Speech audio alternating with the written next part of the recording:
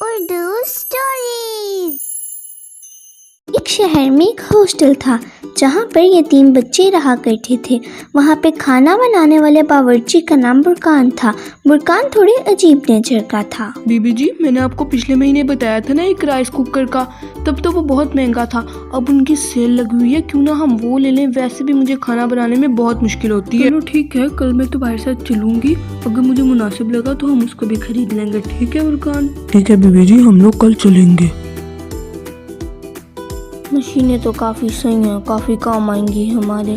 चलिए ठीक है, फिर आप मुनासिब रेट लगाएं इसकी। मेरा हमने आपको सही प्राइस बताई है। 10,000 की एक, 20,000 की दो ले जाए, बहुत सस्ते में मिल रही हैं आपको। चलिए ठीक है, 20,000 में फाइनल। बुरकान, इन्हें पैसे देके ये मशीनें ले आओ।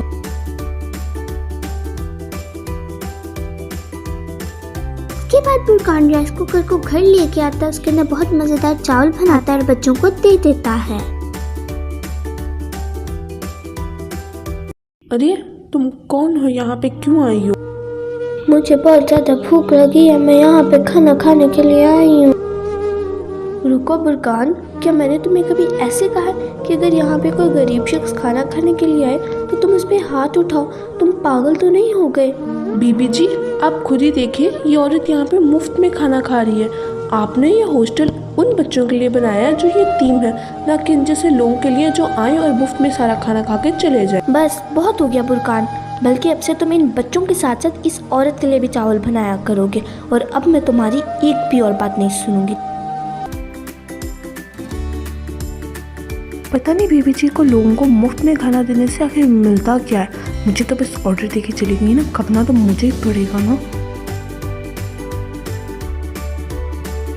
अगले दिन बुरकान जब बच्चों के लिए चावल बनाता है तो साथ ही साथ वो उस औरत के लिए भी चावल बनाता है। बुरकान को उसके लिए चावल बनाना अच्छा तो नहीं लगता, पर उसे फरहाना की बात माननी पड़ती है।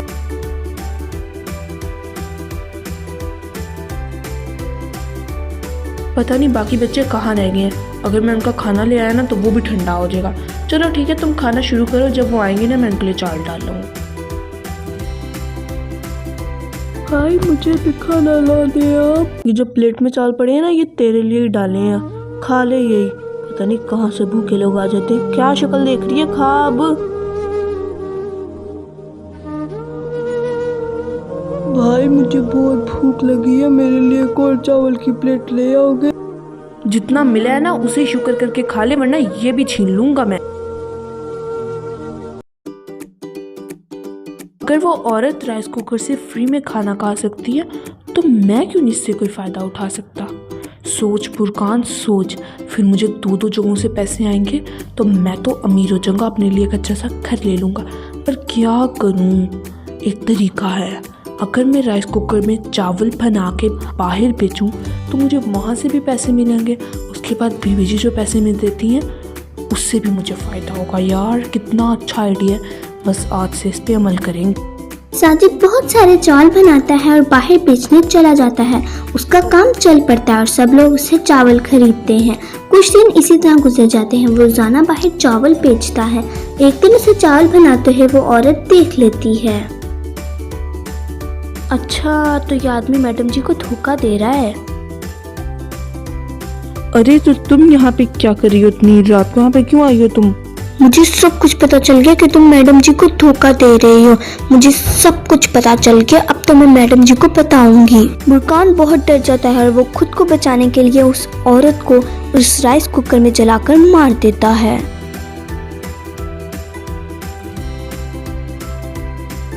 अरे बुरकान, वो जो औरत यहाँ पे आती थी, क्या नाम था उसका, शुबाना, वो अब यहाँ पर नहीं आती।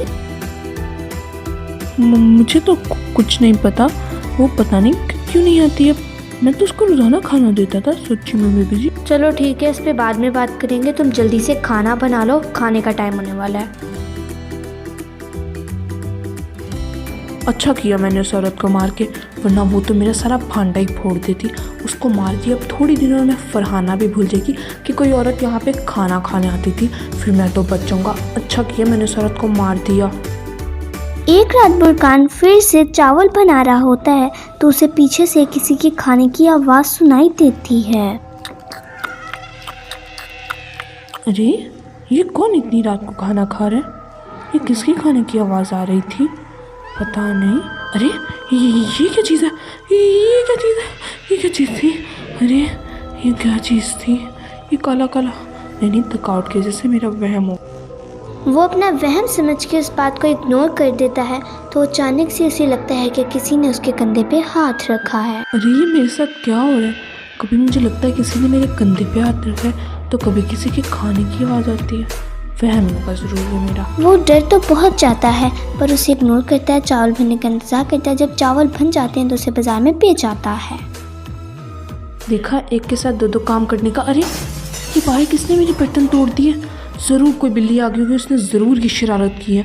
जिसमें मैं खाना खाता हूँ उसने वही बर्तन तोड़ दिए। इसको भी भिगा के आता हूँ मैं। अरे यहाँ पे तो कोई बर्तन नहीं टूटा हुआ। फिर लगता है मुझे साथ वाले घर से आवाज़ आई होगी और मुझे लगा मेरे घर में कुछ टूट गया। मैं भी कितना पागल हूँ। अरे ये क्या चीज़ मेरी तरफ आ रही है? अरे ये क्या हो रहा है मेरे साथ? कभी मुझे लगता है कि किसी ने मेरे कंधे पे हाथ रखा है, तो कभी मुझे काला सा साया नजर आता है। ये क्या मेरा वहम है या सच्ची में कोई भूत मेरे पीछे पड़ा हुआ है? नहीं, भूत थोड़ी ना होते हैं। मुझे डरना नहीं चाहिए। ये सब मेरा वहम होगा, तो मुझे डर लग रहा है। नहीं, जो डरता है वो मरता है। बुरकान अपने आप को भी तसल्लियाँ देता रहता है। उसके बाद जब रात होती है तो वो वापस हॉस्टल जाता है और वहाँ पे चावल बनाना शुरू करता है।